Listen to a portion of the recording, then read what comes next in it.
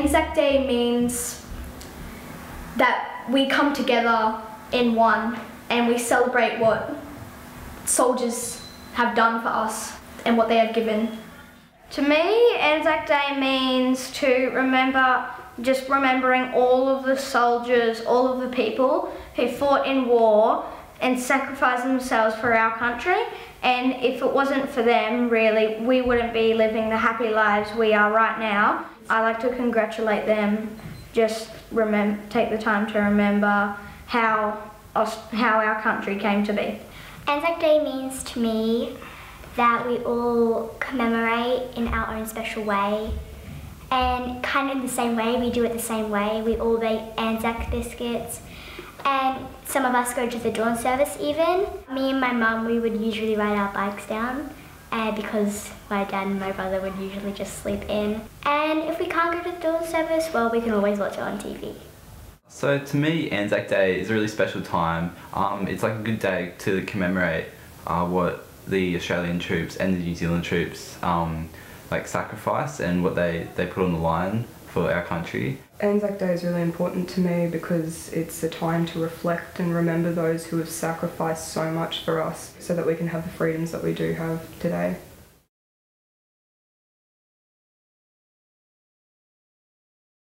My great-grandfather went to World War I in Gallipoli,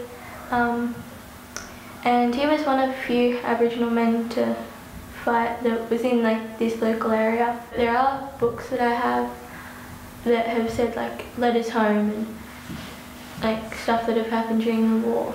They're usually just up in a safe spot where my little brother can't reach, so that and my dog can't reach, so that they don't get ruined and stuff. Usually on ANZAC Day we'll get them down and just look at them and go over them. My great-grandfather, he served in war, and he's been to Libya in Africa and Egypt and another place which I forgot the name, and he lost a leg in Libya. But he did survive in war. It was very good of him. Wow. And I have his medals here, and they look kind of like coins, as you can see, and these are African stars. These are his most special medals, and yeah, I was lucky enough to take them to school with me today. ANZAC Day means a lot to me because my great-grandfather fought in the war with all his mates in 1942 on the Kokoda track in Papua New Guinea. My great-grandpa, he fought at the Western Front, and he was British. He fought with the Australians, and they convinced him to come to Australia, and that's why I live here now. To me, ANZAC Day means a lot to me. Firstly, my great-grandfather fought in the World War II, and from then on I've been always looking up to him, and now that he's not with us anymore, I always want to pay respect to him and for his great service for our country. Knowing that my great-grandfather went off to war at my age really just shows that he never had the much time as we do, or the freedom that we have, like going home and I get to go for a swim and stuff like that, but he has to go out and he has to serve our country. Yeah, the sacrifices he made, leaving his family and potentially, never seeing his family again. My grandfather he served in the Second World War, and he was part of the 2nd 13th Battalion. So he was one of the Rats of Tobruk. So he was one of the, I think the 2nd 13th was the battalion that kind of got left behind. And I remember him telling me one of his stories. Once he was getting just constant shelling from the enemy artillery. So what they did was they used their tin hats to dig into the trenches to to protect themselves, and he thought this was the end. So he was reading a letter from his mother while eating some of the fruitcake that she had sent him, and he was, in actual fact, he there was artillery hitting, and some of the shrapnel hit him in the head. Because he was wearing his tin hat, it saved him.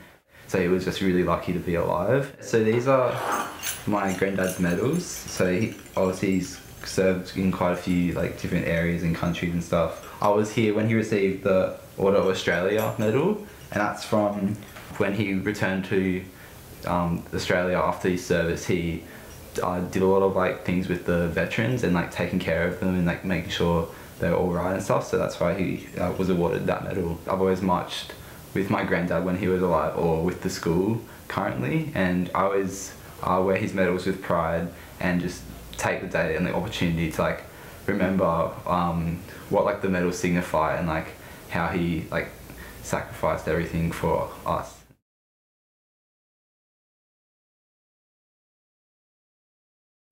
I'm just so grateful that those people went to war and they did whatever they could for their country. It is also a very sad day, but in a way it's almost happy because, you know, it's freedom. We're in a free country, we can do what we want here. Because imagine what we would do, what it would be like if these soldiers didn't go to war and didn't fight for us. We wouldn't be here happily living. Australia wouldn't really be Australia. ANZAC Day is a special family commemoration to us because it allows us to gather and remember all of those who have helped us live the way we are now and to keep our country safe. ANZAC is very special to us because my dad says it's really special for him because we would be in England and we wouldn't be lucky enough to live here in Australia if it wasn't for the Australians in the war and my great-grandpa.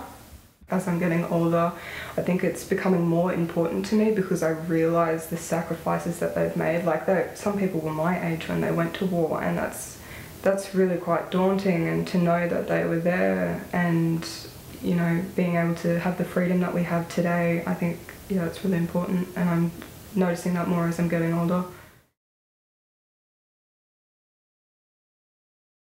The freedom is a really big aspect of Australia because like Australia is known as like the lucky country because we have so much freedom of choice and like freedom of speech. Yeah, I think it's like one of Australia's core values, that freedom of speech. You know, not every country has that opportunity, and I think that's really important. I don't think we'd have that today if they didn't sacrifice what they did back then. Well, there's a number of things we can treasure about our country at the moment.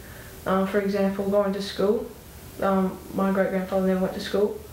And some people think, you know, they dread school, but really when you think about it, it's one of the best things in your life. And just everyday things like going home into a peaceful home where you have all your food, you have everything nurtured for you, for your parents, and just having friends and family around you all the time. I think we could treasure, like, in today's world, like, the fact that, like, our parents or, like, family members can come home for, like, Christmas, as well as, like, I don't know, we don't have to, like, ration foods like some war countries, and, like, just that we have our families. It's not too easy getting up at 3 a.m. considering all they went through, all the diggers, and I'm happy to make my sacrifice tomorrow morning for them. It's quite difficult getting up at 3 a.m. for the dawn services, but considering they probably got up a lot earlier than that, I'm sure we can make this small sacrifice.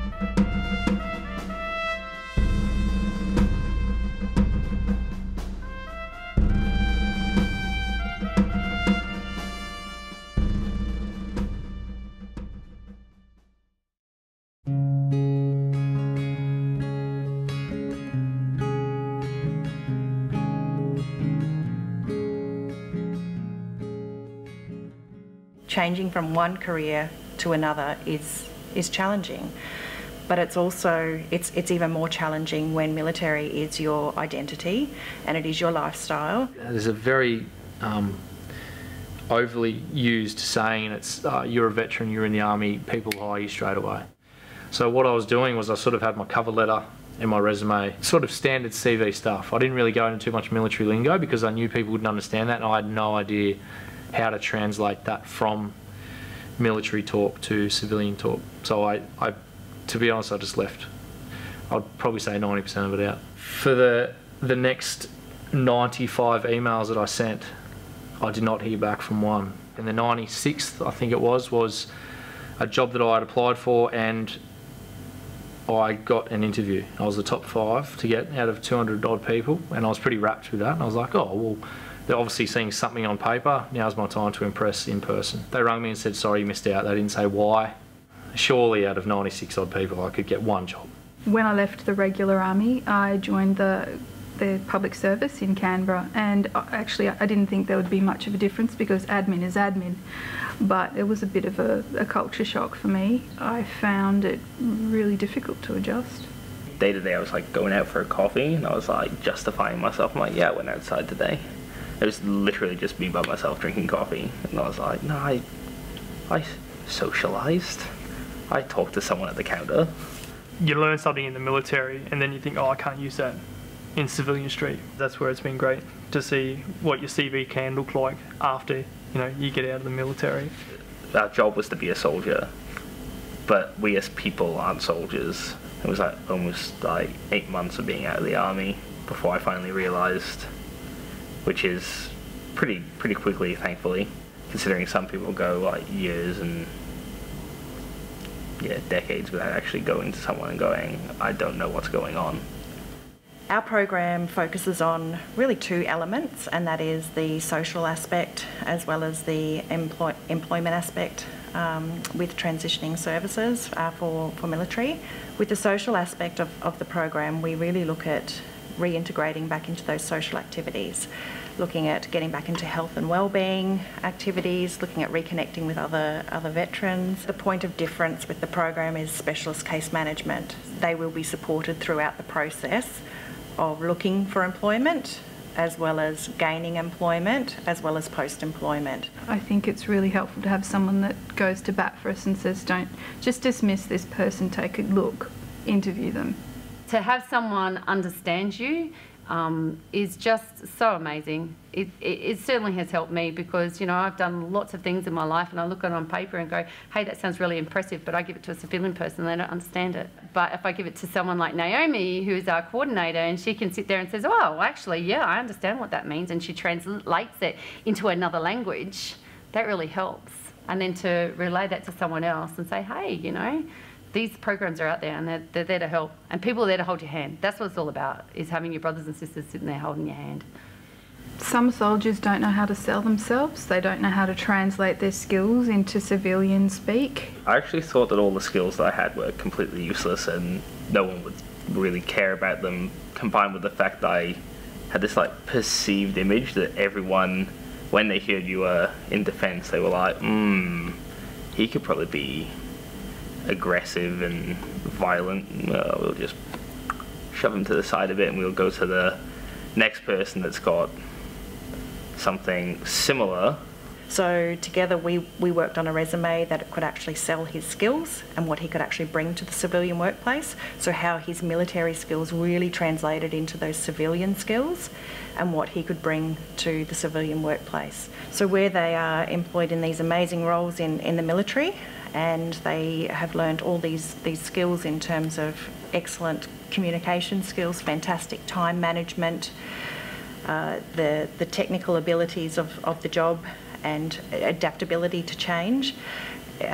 These are all things that Gold Coast businesses are looking for with new recruits. I would love to see workplaces change, workplaces culture change through hiring a number of veterans and by actually understanding those sorts of skills. Through the Young Veteran Support Service program, I got my interview with the hospital staff at Robina Hospital, and from there I was able to actually get employed by the environmental services. I got an apprenticeship in carpentry. Yeah, I'm loving it. Yeah, it feels right. Going to see someone like the RSL and going, okay, these guys, you can trust them to move forward with your life or with your career, and they'll do the best by you. For a starter, I think it'd be good to get it out there for more branches. So more points of contact for other people around the country would be fantastic. Just to give them a hand to say, yeah, okay, if you've got an idea, run it by us, we might be able to help you. I would recommend the Young Veterans Support Program to anyone who is interested in making a connection with other veterans or getting help on transitioning out of the military. And if you're not happy about the way things are, then be the change that you want to see. Whether you've deployed or you haven't deployed, we don't discriminate, and our service is open for those young veterans and their families as well.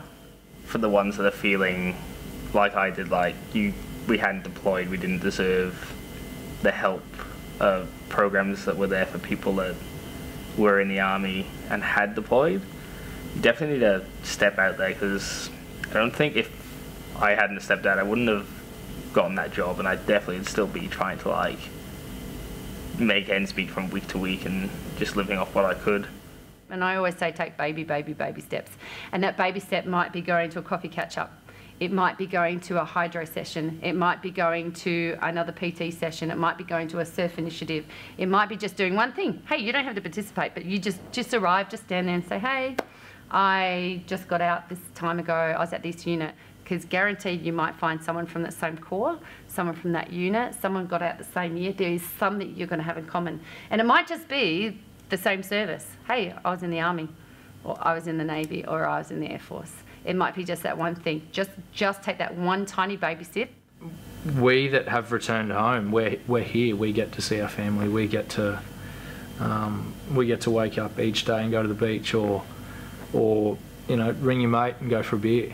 You know, there's plenty of people that haven't come home, so we need to honour their service and represent them in a way that hopefully will make them proud. And that's you have to get up, you have to get off your bum, you have to be physical. The program is designed to get the skills that we have, or that we have been able to achieve in the military, and turn them into something that we can do in civilian life.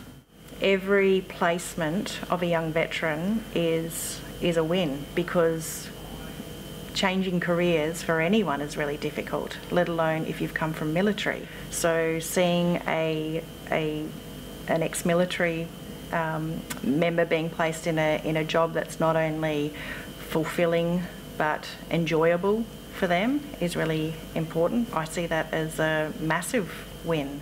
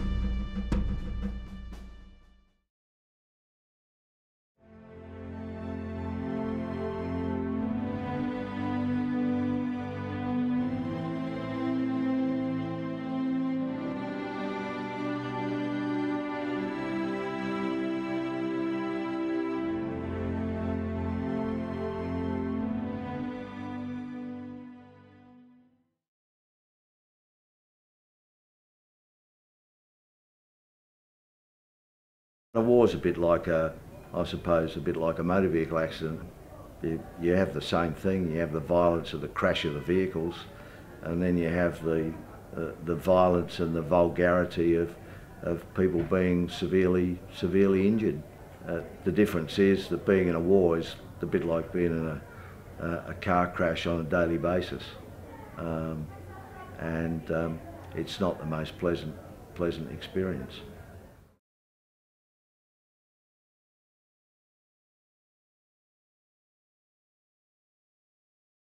Everyone lost friends on our trip, and and I think that's part of what you have to work through, and you need to appreciate that it's harder for the families than it is for us, and I feel more for those people. They're more affected than I am as an individual for having lost a mate, So I think it puts the onus on you to sort of harden up and you know, take the positive out of it. Remember who they, you know, who they were and what they did, and that they'd be proud, you know, that they've joined a really respected history that you know, Australian soldiers have put before them. As much as you know, it's difficult to lose people, they went down fighting, and they went down fighting for a good cause, and every one of us volunteers to be there and is aware of what can happen. And I think the best we can do is, you know, as the ones who make it back, is to, you know, take the most positive aspects we can out of it, and be happy and continue to live our lives for those blokes.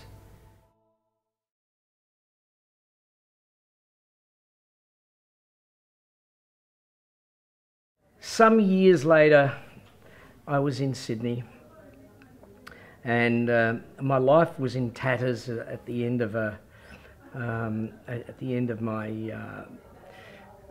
my second marriage.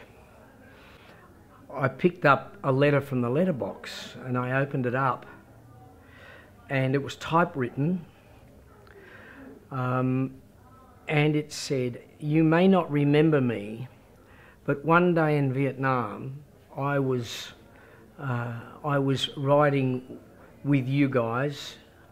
I'm an American, and we went out on an operation with you, and we got caught in an ambush, and you saved my life." And he said, you came over in your armoured personnel carrier and you called out to me, "You look like you could do with a ride." When Channel 9 did This Is Your Life on me, they brought Steve and his wife and his 2 kids. And I was, oh man, I was so touched, you know, as I am just in recalling it. Steve came out and we shook hands, and he said, "Oh, thank you so much for saving me." And then his wife, and Steve brought his wife Annabelle and Jordan and Alex.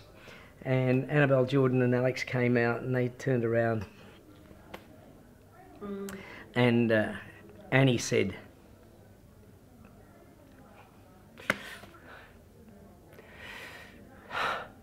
"Thank you for my husband." And the kids said, "Thank you for my dad."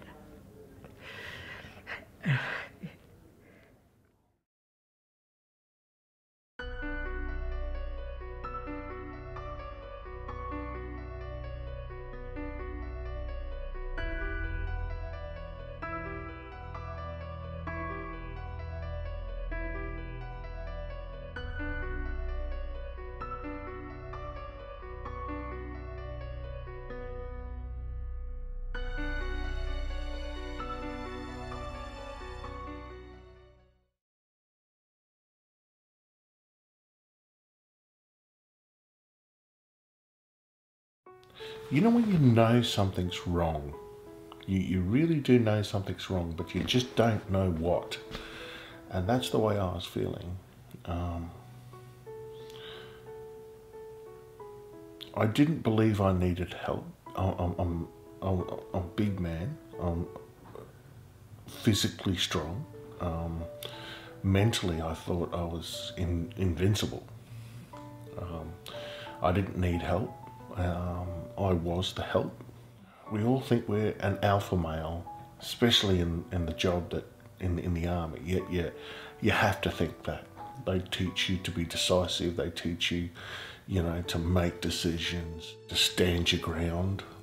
And the PTSD is one of those things that you can't stand your ground because it comes at you from all sides. Your mind is the enemy.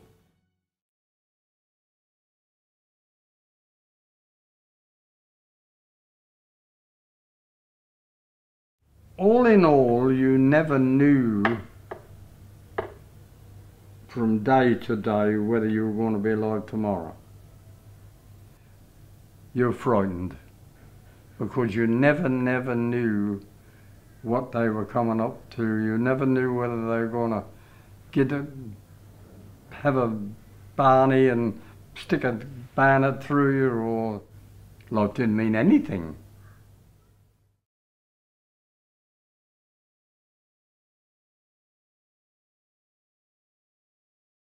But when you went to Germany, there was nothing left of it. It was pathetic. The people were starving, really starving, and a cigarette would have brought you the world.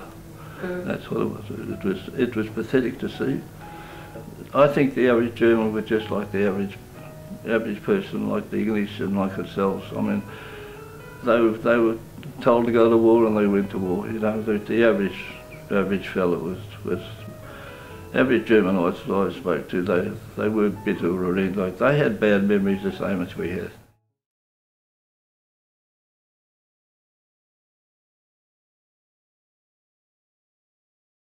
Well, what I do on ANZAC Day, I mean, this is the way I spend it. I take the phone off the hook and I lock the doors. And I have from the dawn service here until it finishes in Brisbane or Sydney or wherever. And that's my day of weeping.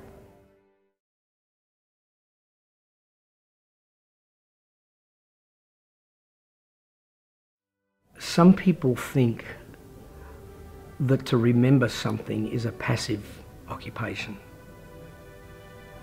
But sometimes we have to actively remember, lest we forget.